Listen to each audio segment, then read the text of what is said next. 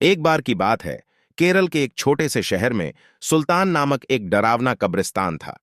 ऐसा कहा जाता था कि उस कब्रिस्तान में विभिन्न प्रकार के अलौकिक शक्तियां रहती थीं।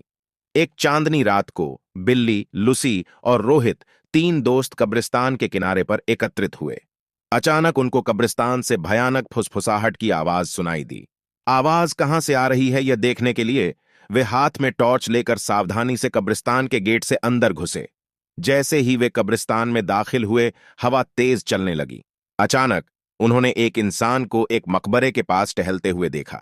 वो उदास और खोया हुआ दिखाई दिया, इसलिए बिल्ली, लुसी और रोहित उसके पास आए और पूछा, कौन हो तुम और इतनी रात को यहां क्या कर रहे हो? तो उसने जवाब दिया कि मैं एक आत्मा हूं और मेरा नाम अकबर है। अकबर ने उन्हें उस भयानक अभिशाप के बारे में बताया जो इस कब्रिस्तान के सभी आत्माओं को परेशान करता था। हर रात एक प्राचीन चुड़ैल जागती थी और कब्रिस्तान पर जादू करती थी और अकबर जैसी मासूम आत्माओं को अपने वश में कर लेती थी। अभिशाप को तोड़ने का एकमात्र तरीका कब्रिस्तान के पीछे जंगल में एक पेड़ के नीचे छिपी हुई मंत्र पुस्तिका को ढूंढना और आधी रात से पहले उसे नष्ट करना था। जादुई पुस्तक ढूंढने की दृढ़ संकल्प लेकर बहादुर तिकड़ी अपने मिशन पर निकल पड़ी।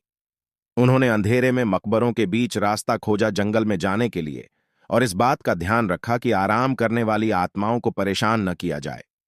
रास्ते में उन्हें बोन्स नामक एक शरारती छोटे कंकाल का सामना करना पड़ा, जो उन्हें जादू की किताब खोजने में मदद करने के लिए तैयार हो गया।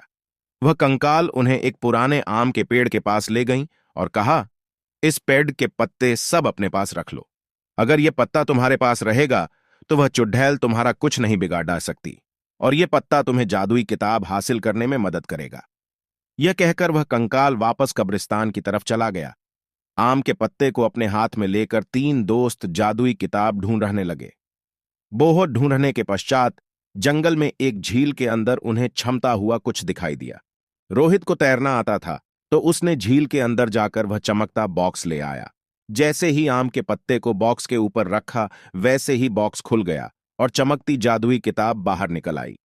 आधी रात करीब आते ही वे तीनों अपने हाथों में जादू की किताब लेकर श्राप को तोड़ने के लिए कब्रिस्तान की तरफ बढ़े। कब्रिस्तान में आकर वे किताब को खोले और एक प्राचीन मंत्र का पाठ किया। मंत्र पाठ करते ही जमीन कांपने लगी और कब्रिस्तान में एक तेज रोशनी छा गई। वह चुड़ैल जाग गई और गुस्से में दिखाई दी, लेकिन उसकी शक्ति धीरे धीरे कमजोर हो रही थी।